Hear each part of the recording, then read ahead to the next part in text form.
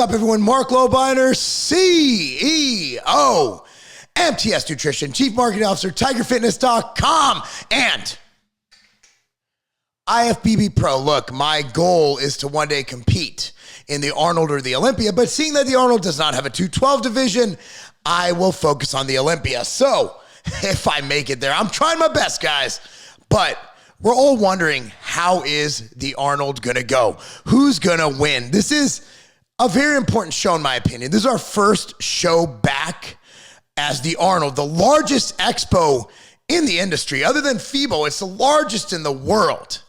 And to have everybody together at the biggest expo with what is basically the number 2 to the Olympia and prestigious wins, it's just, I'm just anxious to get back.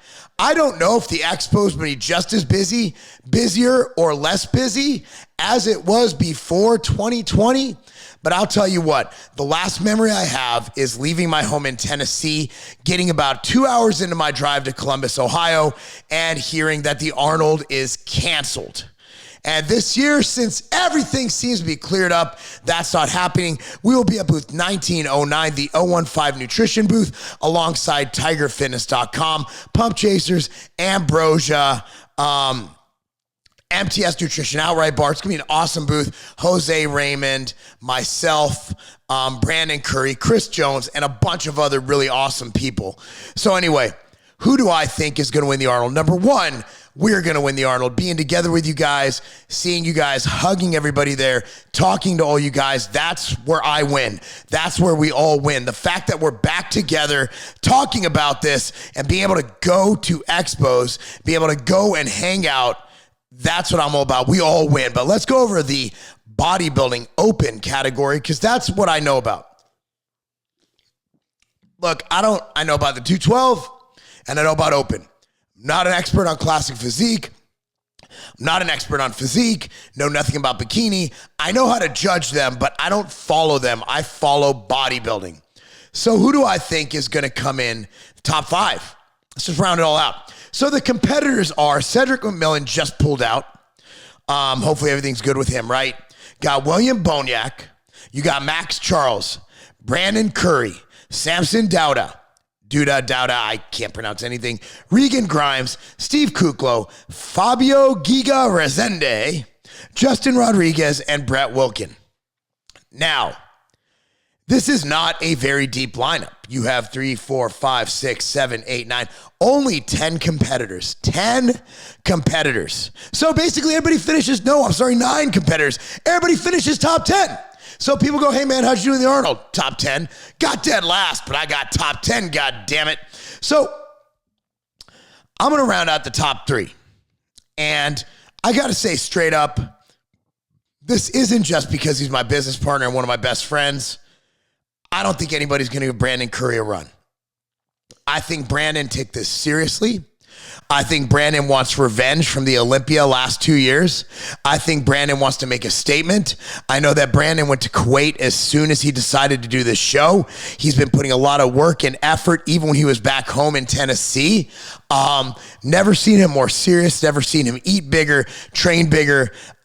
This guy's ready. If you've seen the pictures I've seen, because I've seen pictures you guys haven't seen, as his business partner, dude, Brandon, look, Brandon right now is on pace to be the best Brandon ever. At 39 years old, he is on track to look better than he's ever looked at the Olympia, at the Arnold, at any event. Like, you're talking about the shape of a classic physique competitor with the size of an open competitor. It is an astounding sight, and Brandon has figured out his conditioning. He comes in with crisp lines, striations, full muscle bellies, amazing proportions, really doesn't have any weak points on stage. It's going to be really hard to beat him, but bodybuilding is a sport of upsets. Remember this guy, Ronnie Coleman? Nobody expected him to win the Olympia. Nobody even knew who he was really. Ended up shocking Flex Wheeler and winning the Olympia after literally finishing last place. Remember, Brandon also came from last place to winning the Arnold and the Olympia the next year. Brandon is one of the success stories, right?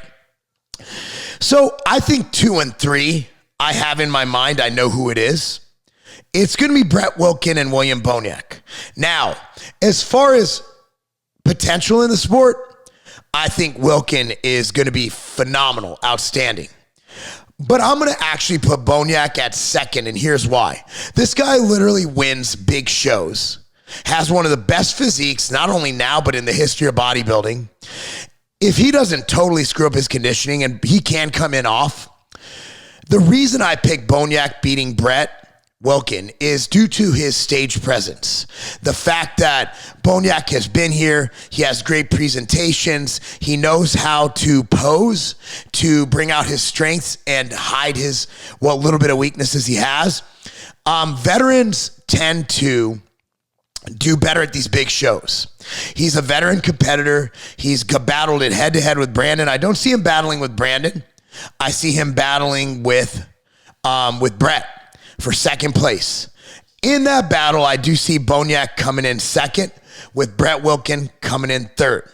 Now, after that, I'm going to go with somebody I don't see anybody put in the top 4, and that's unfortunate because this guy brings a package when he comes in conditioned that is extremely hard to beat.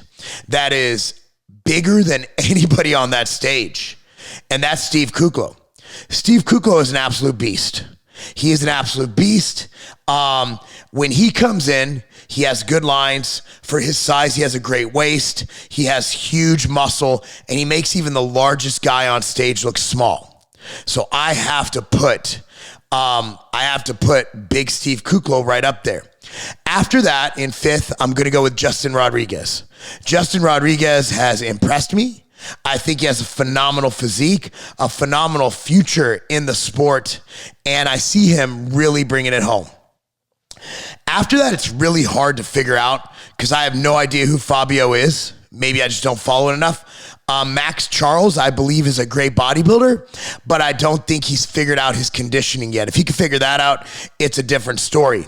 So then I'm going to have to go with Regan Grimes. I don't think Grimes is big enough to be vying for a top 3, but I do think that in the strives he's made, I do think he can place admirably at 6th place. I think that's a phenomenal placing, and I think he looks better than ever, and I'm very impressed with the improvements he has made.